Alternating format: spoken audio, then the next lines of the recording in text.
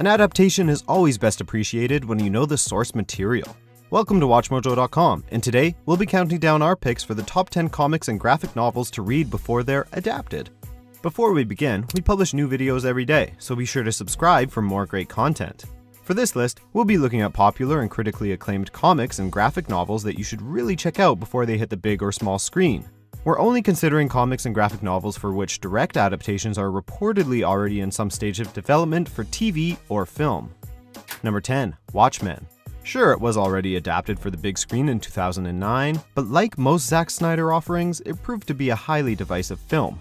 Now the property is getting another shot, and this time in a serialized format on HBO. With Damon Lindelof, co-creator of Lost and the excellent and captivating HBO series The Leftovers, serving as showrunner, there's plenty of reason to hope for a high-quality yet crowd-pleasing adaptation.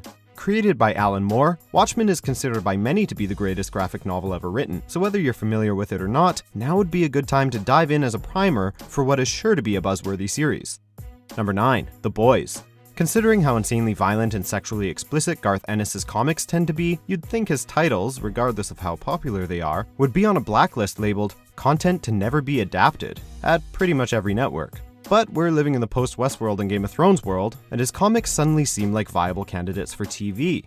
The creative team of Seth Rogen and Evan Goldberg successfully brought Ennis's Preacher to AMC, and now they're doing the same with his series The Boys for Amazon Studios. Be warned, the comics, which explore a world of corrupt superheroes and the team tasked with keeping them in line, isn't for the faint of heart. Number 8. Lazarus. Comic book properties are a hot commodity these days, so when a new series comes out from an established writer, the adaptation rights get snatched up quick.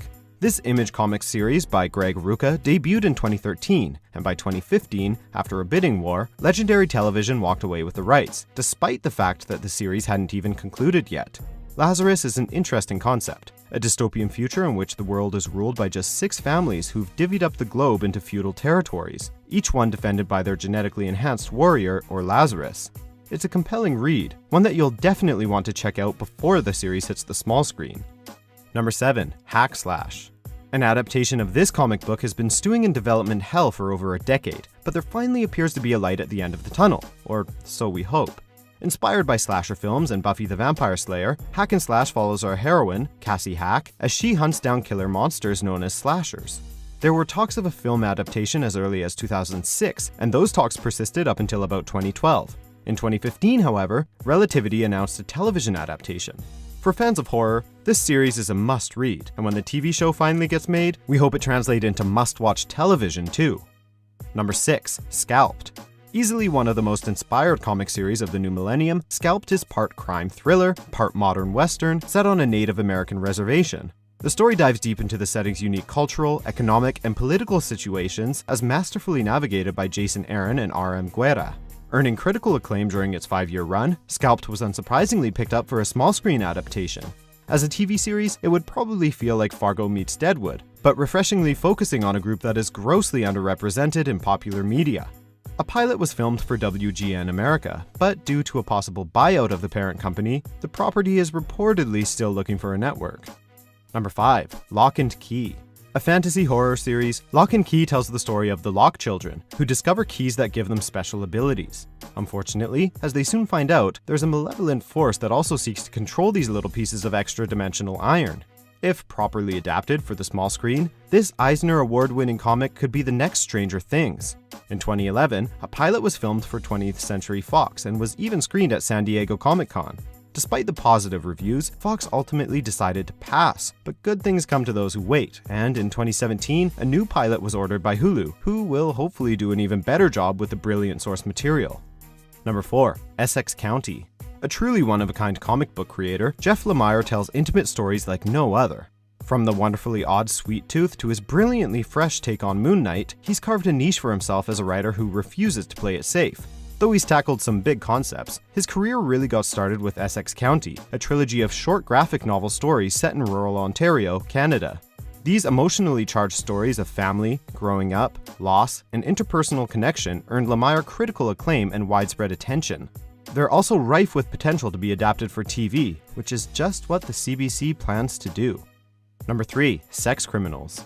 In the age of the Me Too movement, a name like Sex Criminals is likely to raise a few eyebrows. But don't worry, Sex Criminals is about consensual sexual partners committing crimes together, and it's wildly original. After Susie and John discover they both happen to have the ability to freeze time when they orgasm, they decide to work together to rob the bank that John works at.